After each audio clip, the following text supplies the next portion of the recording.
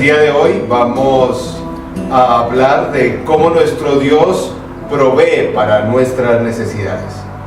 En tiempos tan cambiantes y difíciles como el día de hoy, tenemos que ser afirmados en esta realidad, que a pesar de las dificultades, nuestro Dios es el que provee. En Israel, por ejemplo, en primer lugar, Dios provee a través de la mano del hombre, de las empresas, de los trabajos, de otras personas que también proveen para nuestras necesidades. En el caso de Israel, recordamos en aquel momento cuando José estaba como dirigente al lado del faraón y cómo el pueblo de Israel estaba sufriendo de hambre. Fue a través de ese conocimiento de esas necesidades que José le dijo al faraón que éste dio esa provisión para sostener al pueblo de Israel. El faraón no era necesariamente un hombre creyente, ni creía en Jehová, pero sí fue la forma como Dios utilizó para proveer a su pueblo. Por ejemplo, Génesis 45:10 dice, el faraón: vivirás en la región de Gosén, cerca de mí, con tus hijos y tus nietos y con tus ovejas y vacas y todas sus posesiones. Yo les proveeré alimento porque aún quedan 5 años más de hambre. De lo contrario, tú y tu familia y todo lo que te pertenece caerán en miseria. En segundo lugar, el Señor provee a través de, no la mano del hombre, sino a través de su propia mano, de forma sobrenatural.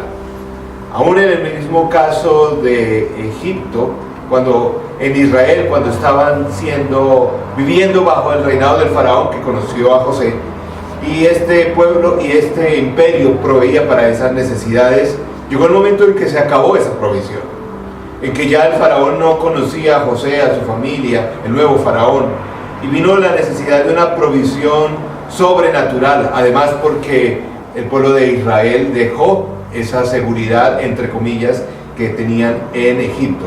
Llegó un determinado momento en que Dios le dijo al pueblo de Israel, pero llegó al poder de Egipto otro rey que no había conocido a José. Entonces el Señor le dijo a Moisés: voy a hacer que les llueva pan del cielo.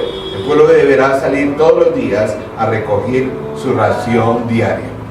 Vemos como el Señor también, de una forma sobrenatural, Él quiere que entendamos que no es el ser humano el que provee, sino es provisión de Él. En tercer lugar, el Señor provee a través de nuestra propia mano, fructificando el trabajo de nuestras manos. Por ejemplo, en el mismo caso de Israel, cuando Josué llegó a la tierra prometida, ya dejó de caer maná, pero el Señor bendijo el trabajo que ellos hacían. Por ejemplo, Deuteronomio 11:10 dice: esa tierra de las que van a tomar posesión no es como Egipto, donde salieron. Allí ustedes plantaban sus semillas y tenían que regarlas como se riega el huerto.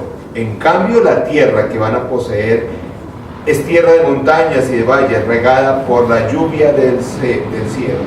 El Señor su Dios es quien la cuida. Los ojos del Señor su Dios están sobre ella todo el año de principio a fin. Hay que orar para que el Señor multiplique y fructifique la obra de tus manos. En cuarto lugar, el Señor provee aún por la mano de los enemigos. Muchas veces le pasó al pueblo de Israel de esa forma. Cuando se encontraban cautivos o en dificultades, el Señor usaba los enemigos para bendecirles. Salmo 23:5 dice: dispones ante mí un banquete en presencia de mis enemigos. Has ungido con perfume mi cabeza, has llenado mi copa a rebosar. En conclusión, nuestro Dios es el proveedor.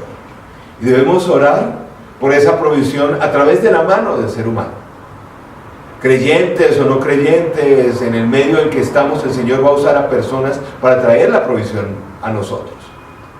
Debemos orar por esa provisión que a veces es sobrenatural, que no esperamos, de una forma sorpresiva. Orar para que el Señor fructifique la obra de nuestras manos. y orar, porque aún ante los ataques del enemigo, de nuestros enemigos, ellos sean utilizados para proveer nuestras necesidades. Que el Señor les bendiga.